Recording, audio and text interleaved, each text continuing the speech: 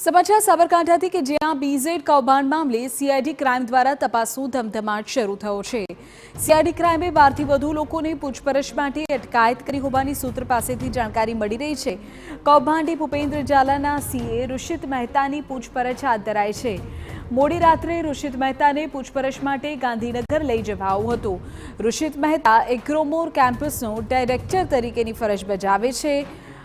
મુખ્યાઢેરા ભોલેશ્વર અને ગ્રોમોર કેમ્પસથી મળતિયાઓની અટકાયત કરાઈ છે। તમામ લોકોને ગાંધીનગર લઈ જઈ આકરી પૂછપરછ હાથ ધરાઈ છે। ગ્રોમોર કેમ્પસથી જ કાર્યવાહીમાં અવરોધ ઊભો કરાતો હોવાની આશંકા છે। સીઆઈડીની કાર્યવાહીની વિગતો લીક થતી હોવાની આશંકાએ પણ પૂછપરછ। ગ્રોમોર કેમ્પસના કેટલાક શખ્સો શંકાના દાયરામાં આવતા ડાયરેક્ટરની પૂછપરછ હાથ ધરાઈ છે। ભૂપેન્દ્ર ઝાલાના મળતિયાઓને ગ્રોમોર કેમ્પસમાં આશરો અપાતો હોવાનો ખુલાસો થયો છે। અગાઉ પ્રાંતિજના શિક્ષકની અટકાયત કરી આકરી પૂછપરછ કરાઈ હતી।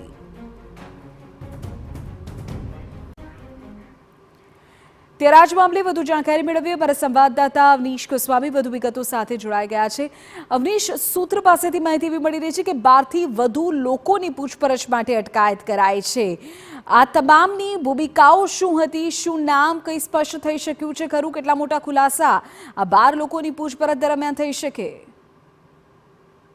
જે રીતે સીઆઈડી ક્રાઇમની ટીમ જે છે તે જુદા જુદા લોકોને અટકાયત કરવા માટેની પ્રયાસ હાથ ધર્યા હતા। દરમિયાન કેટલીક ટીમો જે છે તે સાબરકાંઠા જિલ્લાની અંદર અને અરવલ્લી જિલ્લાની અંદર કાર્યરત હતી।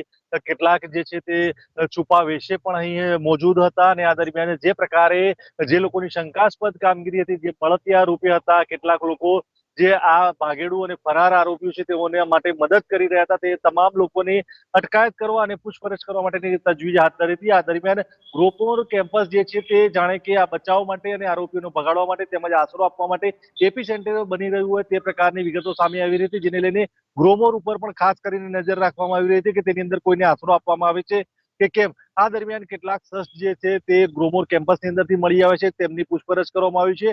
આ ઉપરાંત મુખ્યાડેરા ગામ એટલે કે જે ભૂપેન્દ્ર ઝાલાનું ગામ છે ત્યાં તેના કેટલાક પરિચિતો, સગા સંબંધીઓ પણ હોવાને લઈને તેઓની પણ પૂછપરછ કરવામાં આવી છે, તેઓની પણ અટકાયત કરવામાં આવી છે। આ ઉપરાંત હિંમતનગર શહેરમાં સિવિલ વિસ્તાર અને ભુલેશ્વર વિસ્તારમાંથી પણ કેટલાક શખ્સોની અટકાયત કરવામાં આવી છે। અને સૌથી વધુ મહત્વની બાબત એ છે કે ગ્રોમોર કેમ્પસના ડાયરેક્ટર અને ભૂપેન્દ્ર ઝાલાના સીએ ઋષિત મહેતાની પણ અટકાયત કરવામાં આવી છે। ફરી એકવાર ઋષિત મહેતાની અટકાયત કરીને તેની પૂછપરછ કરવામાં આવી છે। અગાઉ પણ શરૂઆતના તબક્કામાં તેની પૂછપરછ કરવા માટે મોડી રાત સુધી લઈ જવામાં આવ્યો હતો। ફરી એકવાર ઋષિત મહેતાને ગાંધીનગર સીઆઈડી ક્રાઇમની કચેરી ખાતે લઈ જવામાં આવ્યો છે અને ત્યાં અત્યારે હાલ સુધી પૂછપરછ કરવામાં આવી છે।